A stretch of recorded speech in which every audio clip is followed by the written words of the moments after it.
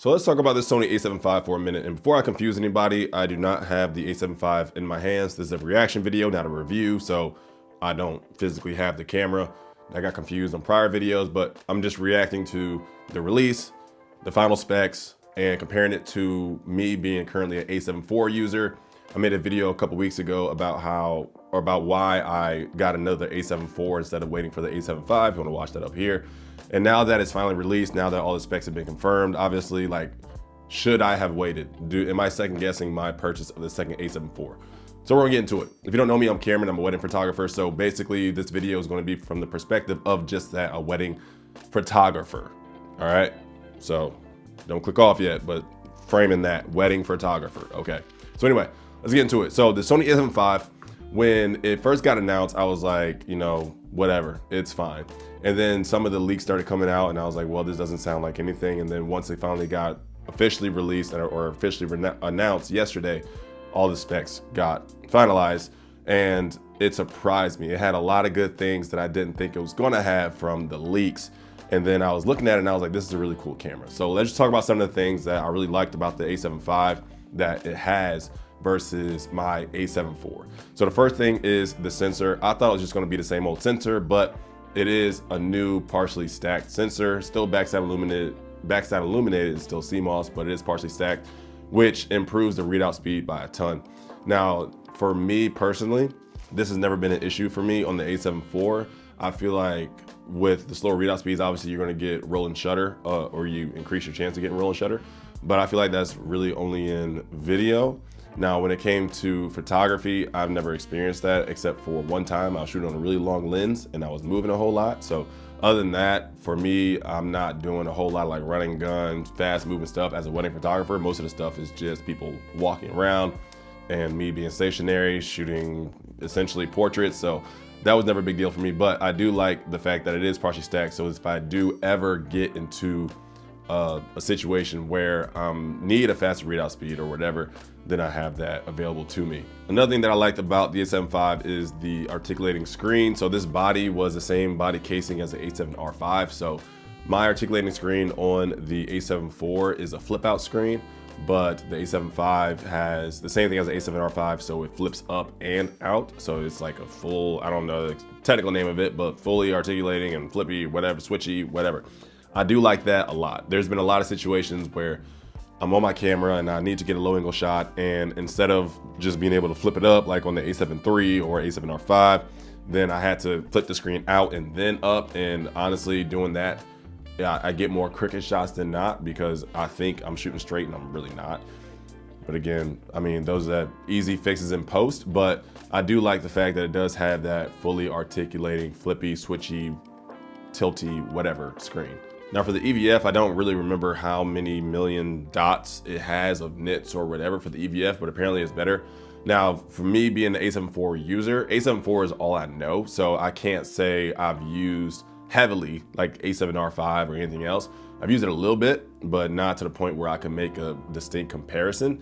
So because the A7 IV is all I know, it's fine for me. Like, I don't think I'm missing out on anything. I know there are sometimes in sunny days where I'm having to put my camera up, look in the EVF, and then maybe block out the sun like this. But I feel like that's any camera. I don't know if that's just the A7 IV thing, but I think that's any camera. Like if it's really bright outside, you're probably gonna have to bring in some extra shade so you can see like what you're doing. I don't know, if that's just me, let me know it's just me, let me know in the comments, but I don't think I'm missing out on a whole lot with the EVF on the A7 IV. A7V said it does 30 frames per second in electronic shutter, still 10 frames per second in mechanical shutter. Now, a lot of people are going to look at this video and say, you're a wedding photographer, you need that 30 frames per second. I assure you I do not, I don't. A7 IV shoots 10 frames per second in mechanical shutter, and I never shoot higher than drive mode low. Even on first kiss, doesn't matter. I'm on drive mode low 100% of the time because I don't want 1,000 shots of the same thing. And so for me, I think if I was to say, okay, this camera has 30 frames per second electronic shutter and I'm going to utilize that, I would come home with 10, 20,000 images and have to cull through that, and it's all the same looking stuff. So I'm good with my 10 frames per second on my A7 IV, drive mode low, and I'm just timing things right. And I really like that aspect. Now, one thing that I think is a game changer of this A7V is the pre-capture. Now, I didn't even know this camera was gonna have pre-capture until I saw the embargo releases yesterday. Now, pre-capture is clutch. I think especially for wedding photography, you wanna be sure that you're getting all the moments. So being able to just kind of focus on one thing and just wait for something to happen is great. But at the same time, it's a downside if you rely too much on pre-capture, because while you're waiting and half pressing the shutter for this one thing to happen, something else could be happening over here that you missed. So I think pre-capture is good for, you know, obviously like wildlife or birding or sports or something like that. But for wedding photography, I don't know if it's the biggest breakthrough, but I do think it's cool and it's a really good addition. I do think it can be usable in some instances. Now, one thing about pre-capture that I'm curious about, and I didn't hear it talked about yesterday in any of the videos I watched, is if pre-capture is only available when you have pressed the shutter. So me personally, as a wedding photographer, I only use back button focus. I don't use half press shutter for my focusing. So if I was to use back button focus, would that still enable pre-capture? That's something I'm curious about. I'm not sure. If I had to guess, it's only half pressing that's going to give you that, but it's not comfortable for me. I always use back button focus, and that's how I've started out learning, and that's what I've always done. So I personally don't think it's one of those things that I'm going to relearn a new way of shooting, an entire way of shooting, just because a camera has one feature. But I do think pre-capture is really cool. And another thing I liked about the A7V is that they have bigger focus boxes. So I think they had small, medium, and large on the A7 IV. Now, if I'm not mistaken, they have extra small, small, medium, large, and extra large. And I always shoot on focus large, and I also do spot metering. And I like focus large because of the fact I want my focus to be in that one spot. Now, focus large has been good for me. I'm able to, you know, frame faces and focus on faces and eyes and stuff like that. Extra large would be cool, especially if I'm shooting a bigger group. But at that point, I guess I could really just do zone shooting. But the fact that it does have the ability to go extra large as a focus mode, I think is really cool. Now, again, this is from the perspective of a wedding photographer. Photographers don't do video. So I'm not going to talk about 4K 60, 4K 120. I'm not going to really talk about the lack of open gate, even though half y'all don't use it anyway. Y'all just want to complain about stuff. But anyway, so I'm not going to talk about that stuff. But for my content creation, for my YouTube, I do shoot in 4K 60 a little bit when I'm shooting products, B-roll, stuff like that. And now, do I want an uncropped 4K 60, especially me coming from the R6 Mark II, which had uncropped 4K 60? Is that a deal breaker for me? Obviously, I just bought another A7 IV, so no, it's not. And I'm not shooting 4K 60 in here a whole lot. And if I am, I know how to use my lenses. I know how to utilize my focal length in order to get the shot I want. So it's not that big of a deal. So with that being said, after all these things, a lot of good surprises from the A7V for me personally, once I was watching the videos yesterday. Is the A7V going to be a camera that I upgrade to, like sell an A7 IV and upgrade to in the near future for future weddings, stuff like that?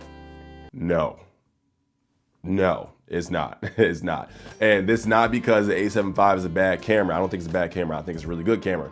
But the fact is, A7 IV is a really good camera also. And I think a lot of people on YouTube, and a lot of people in that really worry about gear and stuff like that, they're gonna say, well, the A7V is a new camera. That's what I need. That's what I need to make my work better and whatever. If you can't get usable footage, usable images, or you're unhappy with your images with any camera that's made in the last 6 or 7 years, it's not the camera, it's you. I'm sorry. It is. Like, cameras don't make the product. The person behind the camera makes the product. All right. So gear does matter in a world, in a way, right? But it's not going to be the main thing of how you make your images. And just because you buy an A7V doesn't mean you need to charge more. All right. If your work sucks now, a new camera is not going to make your work better. Let's keep that in mind. So I'm not going to upgrade because I think the A7 IV is really good cameras. I have no reason to upgrade. They're working for me. They do everything I need them to do. The sensor technology on the A7 IV is really good. And for my wedding clients, I have over 25-star reviews. And I don't think any of those are because of the fact that I have a good camera. It's because of the fact I know what to do with it and I know how to work with people. So gear doesn't really matter if you don't know what you're doing, if you don't know how to work with people. So don't get all in this craze about, oh my gosh, A7V, I need this new camera. It's going to be so cool, whatever. because if you don't know how to use it, it's not gonna matter. So with that being said, I'm gonna stick with my A7 IVs. I do not regret buying another one. I am cool. But if this video was of some value to you, or you just like this content, like and subscribe. I got more videos coming, and I think you'll enjoy, especially for my wedding photographers or people looking to get into wedding photography. So again, my name is Cameron, wedding photographer based in North Carolina.